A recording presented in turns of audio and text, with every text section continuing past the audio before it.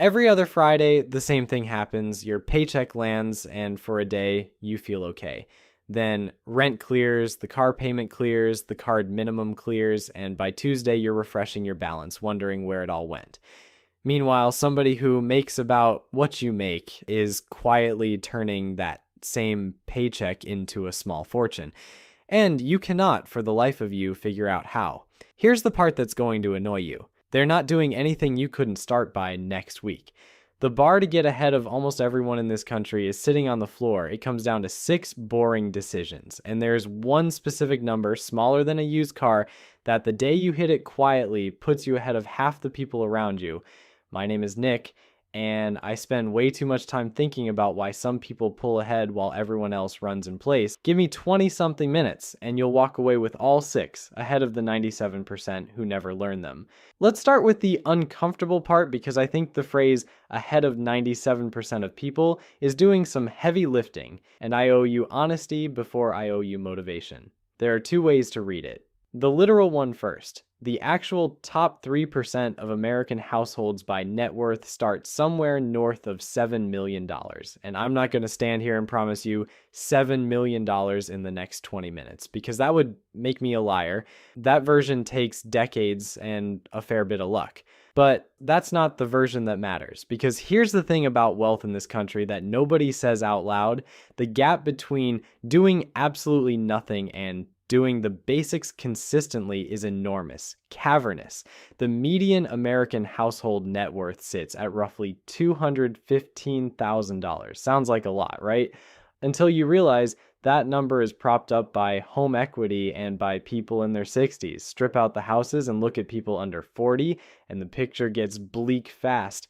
Most people in their 20s and 30s have a net worth hovering somewhere around the cost of a decent vacation.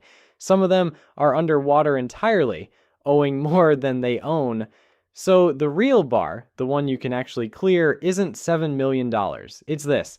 Become someone who saves consistently, invests in boring index funds, and avoids the financial landmines that blow up everyone around you. Do that, and you don't just inch ahead of the pack. You lap it. Let me introduce you to a guy I'm going to call Axel because Axel is going to be our main character today, and Axel feels behind. He's 32. He's got a job that pays fine, a car that runs, and a creeping sense every time he opens Instagram that everyone his age has figured out something he hasn't. There's a 401k enrollment form sitting in his email right now.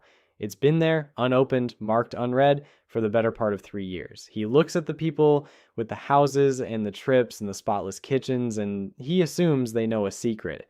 Hold on to Axel. We're going to come back to him, and where he ends up is going to surprise you. But before the 6 decisions, you need to see just how low the bar actually is.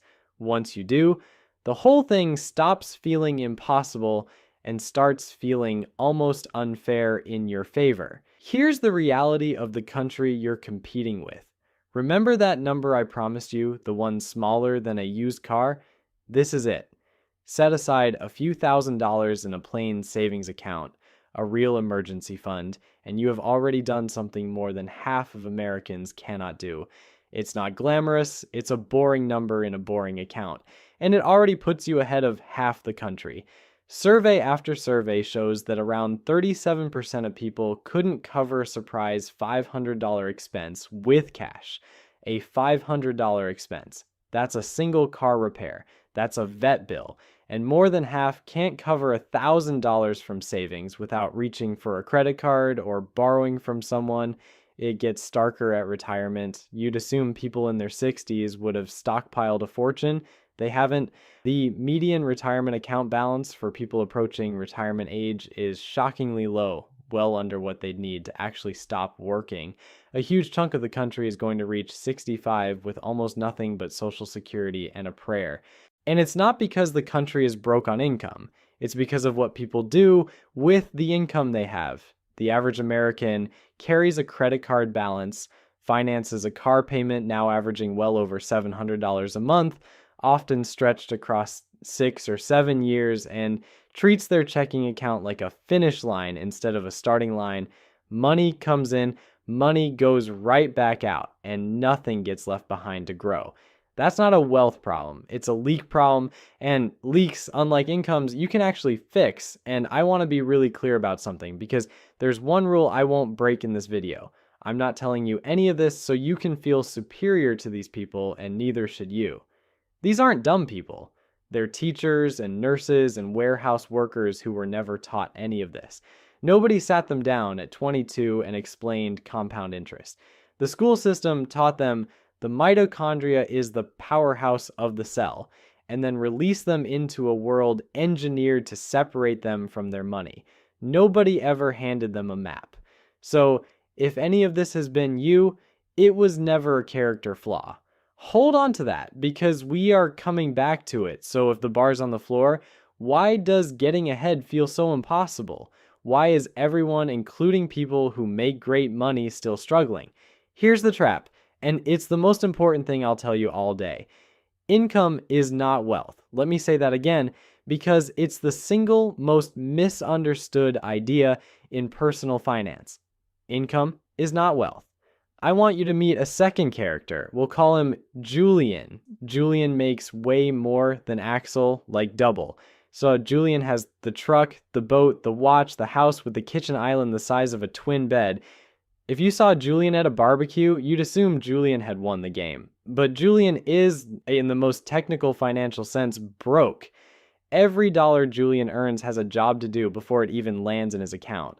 The truck payment, the boat payment, the mortgage on the house he bought to look successful, the lifestyle that expands to swallow every raise he's ever gotten. Julian is one missed paycheck away from the whole thing folding like a card table. Julian doesn't own his stuff owns him. This is what economists politely call lifestyle inflation, the quiet killer of wealth in this country. You get a raise and instead of investing the difference, you upgrade. Bigger apartment, nicer car, fancier groceries, and 6 months later, you feel exactly as broke as you did before, just with more expensive problems. You didn't escape the rat race. You just bought the rat a nicer wheel. The treadmill speeds up to match your legs every single time, and the worst part is you paid extra for the upgrade. But here's where it gets really interesting, and by interesting, I mean a little bit tragic. Even the people who do invest, who do try to build wealth, find a brand new way to sabotage themselves, and the data on this is brutal. A research firm has tracked investor behavior for decades and found the average investor consistently earns several percentage points less than the very funds they're invested in. Read that again. They own the fund goes up, and somehow they personally make less than the fund made. How? Well, because they panic. The market dips, they sell. The market's been hot for a while, they pile in at the top. They buy high and sell low over and over because they let their stomach do the trading. And your stomach is the single worst financial advisor on the planet. It treats the stock market like a Ouija board, hands trembling over the screen, asking it whether today is the day it finally ruins them. Spoiler, the stomach has never once been right. There's a famous study of stock traders that found the most active ones, constantly buying and selling, trying to be clever, badly underperformed the people who just sat still and did nothing. The title of that study basically said it all: trading is hazardous to your wealth. And then there's the data on the professionals, the highly paid fund managers in suits whose entire job is to beat the market. Over any 20-year stretch, the overwhelming majority of them, we're talking around 9 out of 10, failed to beat a simple index fund that a robot could run 9 out of 10. The pros lose to the boring robot, so let that sink in, because it's secretly fantastic news for you. The enemy isn't the market. The enemy isn't your lack of a finance degree. The enemy is behavior, and behavior, unlike the market, is the one thing you actually control, which brings us finally to the 6 decisions. Let's build you a Jane, because that's the other character I've been holding back. Jane works the same job as Axel, same paycheck, same Tuesday. She's not smarter than him, and she's not more disciplined. The only real difference is that one boring Sunday afternoon, coffee going cold next to her laptop, she clicked through the same forms Axel has been avoiding for 3 years and then basically never thought about her money again. That single afternoon is going to be worth more than every raise either of them ever gets. 10 years from now, the gap between them is going to look like they were never in the same income bracket at all. Decision number one, and the foundation of everything: your savings rate is the entire game when you're starting out. Not your salary, not your investment returns.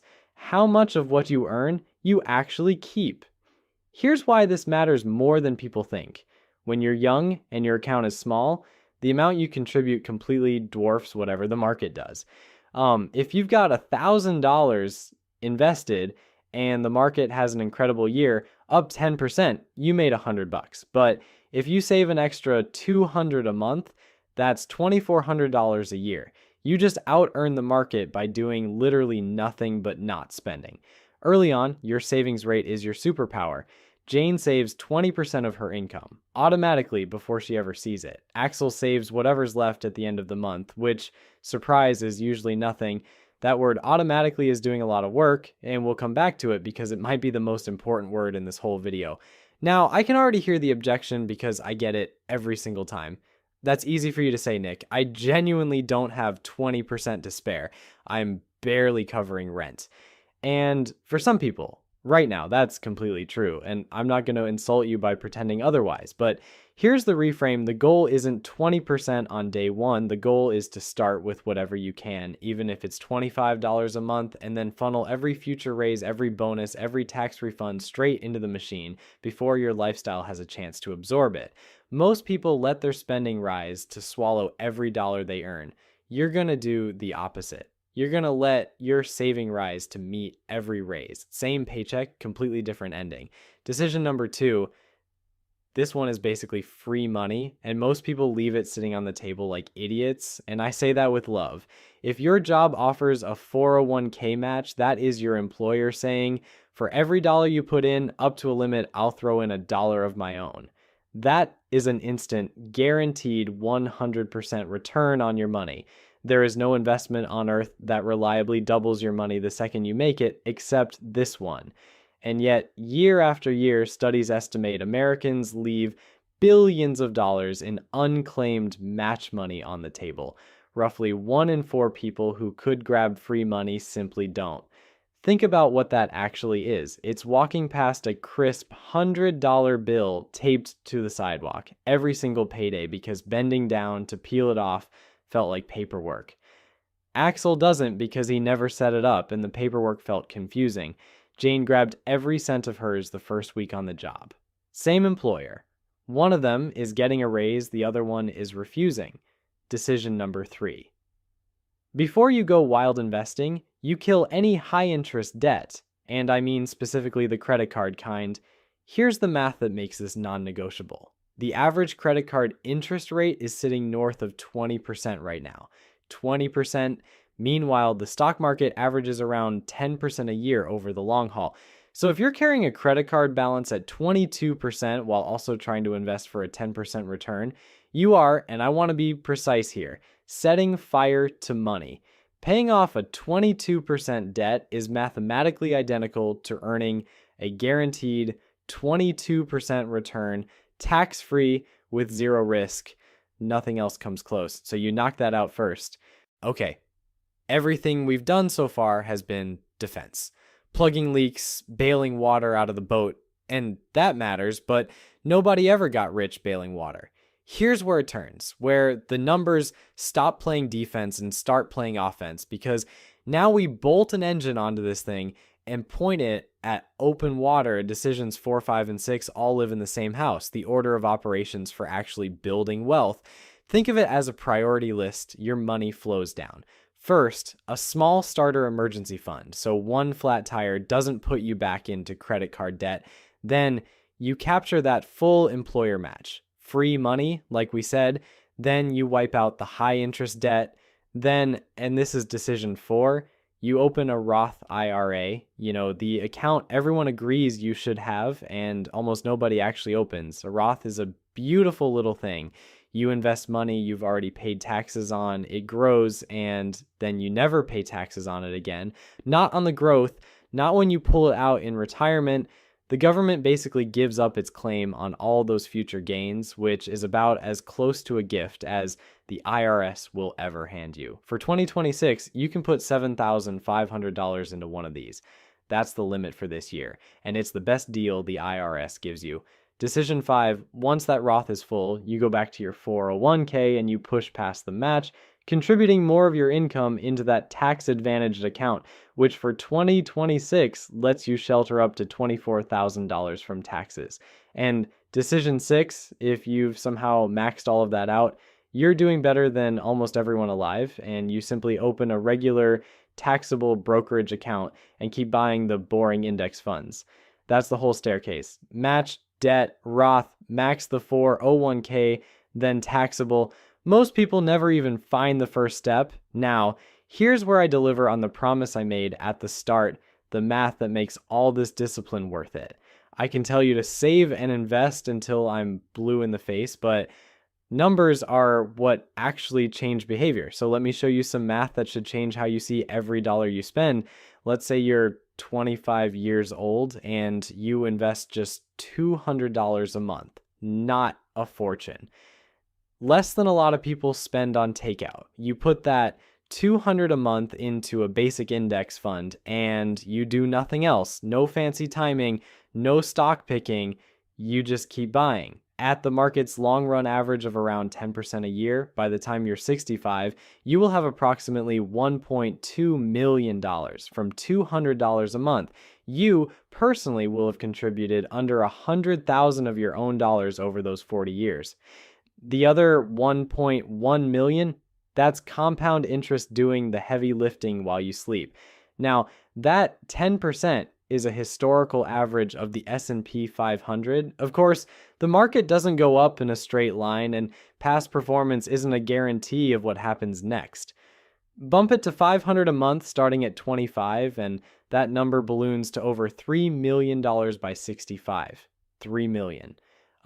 On a contribution most people could hit if they just stopped financing a brand new car every 5 years. But here is the single most important number in this entire video, and I need you to really feel it. The cost of waiting. Watch what happens if Axel waits. Say Axel finally gets his act together at 35 instead of 25 just 10 years later and puts in that same $500 a month. By 65, he ends up with around $1.1 million, which sounds great until you put it next to Jane, who started at 25. Jane has over $3 million, so a 10-year head start on the exact same monthly contribution is worth roughly $2 million. $2 million. Axel didn't contribute $2 million less. He contributed $60,000 less, but because he stole 10 years from compound interest, the gap explodes to $2 million. That is the most expensive procrastination in the world. Every year you wait isn't a small loss, it's a catastrophic one, and it gets worse the longer you stall. And I know start now sounds like the most generic advice on the planet, the kind of thing printed on a motivational mug, but run the numbers and it stops being a platitude. Each year you delay in your 20s isn't worth 1 year of contributions later, it's worth 3 to 5 years of them. Because the dollars you invest youngest compound the longest, which makes them worth wildly more than the dollars you invest at 50. Your earliest dollars are your most powerful dollars. You will never again get to invest a dollar as valuable as the one you can invest this week. And one quick thing while we're in the engine room, because it's a hidden leak that drains fortunes. The fund you buy matters, specifically its fee.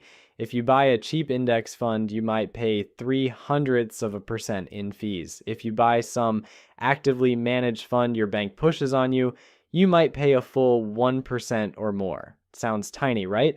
1%. Over 30 years on a growing balance, that 1% fee can quietly eat north of $200,000 out of your final number. For doing worse than the cheap fund, it's like hiring a valet specifically to dent your car and then tipping him for it. You're paying a premium for a worse result. So you keep your fees on the floor and you let the boring fund win. Okay, take a breath. I want to step back from the numbers for a second because the math can make you miss the bigger thing. If you've been sitting there this whole time feeling a low hum of panic, feeling like you started too late, like everyone's ahead of you, like you've already blown it, I need you to hear this part especially. You are not behind. You've been playing a game where nobody ever told you the rules, and somehow you've been blaming yourself for losing it. That's not a personal failing. That's a setup. And here's the proof that the bar is genuinely reachable, not just in theory.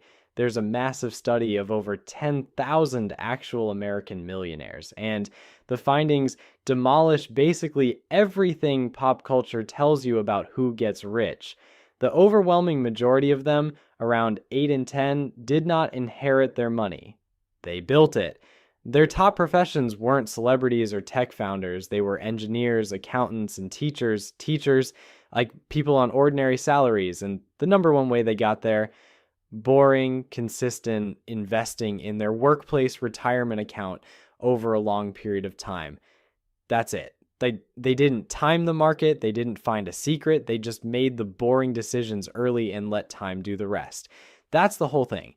The ladder out of the 97% isn't hidden. It's just boring, and boring doesn't trend on social media. Nobody's making a viral video about quietly maxing a Roth IRA for 30 years, but that quiet, unglamorous discipline is the actual cheat code, and now you have it. And let me tell you what that cheat code actually buys you, because it isn't a yacht. It's quieter than that, and honestly, it's better. It's opening your banking app without your stomach dropping. It's your car making a horrible noise and you thinking annoying instead of catastrophe. It's saying yes to the trip, the wedding, the slightly too expensive dinner with friends without a spreadsheet running in the back of your head the whole time. It's looking at a job you've outgrown and knowing you could walk away if you had to, because you've built a cushion that gives you the one thing money is actually for: options. That's what being ahead of 97% really feels like. Not a flashy life, a calm one. And it is so much more within reach than the people selling you stuff want you to believe. And look, if any of this lit something up in you, if you're the kind of person who wants to actually do this instead of just watch a video about it and forget by dinner, that's exactly why I built a school community for people doing this together.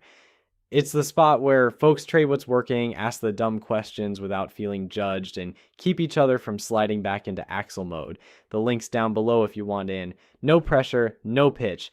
Just a room full of people climbing the same boring, beautiful ladder. I'd love to have you. So let's finally check back in on Axel and Jane, because I promised you their ending, and the contrast is the whole point. Same job, same paycheck, same Tuesday, all those years ago. Like, as 10 years later, here's the scoreboard. Jane set everything up on autopilot in her first month and basically never thought about it again. Her savings came out automatically, her match got captured automatically, her index funds got bought automatically. She wasn't more disciplined than Axel day to day. She was just smart enough to remove herself from the equation. She made the decision once, and then automation made it for her every month after. That's the secret weapon of every quiet millionaire. They make the choice a single time, and then they take their own willpower out of the picture entirely. Axel, meanwhile, kept waiting for the right moment. He was going to start investing when he got the next raise, when things calmed down, when he felt more sure. He kept paying the minimum on a credit card, and that 401k enrollment form, the one sitting in his inbox, still unread, still marked unopened year after year, always something he'd handle this weekend. 10 years of weekends came and went the way they always do. Axel isn't lazy, Axel isn't stupid, Axel is most people. He just never made the boring decisions, and the boring decisions are the entire ball game. Here's the good news, and it's the note I want to leave you on. You get to decide which one you are starting today. Not next paycheck, not next year, today. Because we just did the math on what waiting costs, and it is savage. You don't need a higher salary. You don't need to understand the bond market or read a single earnings report. You automate a small amount into a cheap index fund, grab your free match, kill your high interest debt, and then have the almost superhuman patience to do nothing while compound interest quietly makes you wealthy. That's it. That's the thing 97% of people never do. Not because they can't, but because Nobody ever handed them the map. Well, now you've got it, so pick one decision off this list, the easiest one, and do it before you go to bed tonight. Future you, the one with options instead of obligations, is going to look back at this exact moment as the day the math finally started working for you instead of against you. And if you want company on the climb, you know where to find me. I'll see you there.